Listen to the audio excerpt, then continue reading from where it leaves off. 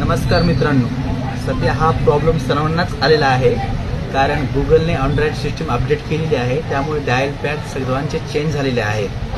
तर हे अपडेट कुणाला आवडले नाहीत. ज्या कुणाला आवडले नाहीत, पूर्वीसारखा डायल पॅड करायचा आहे तर त्यांच्यासाठी एक मी ट्रिक आणलेली आहे.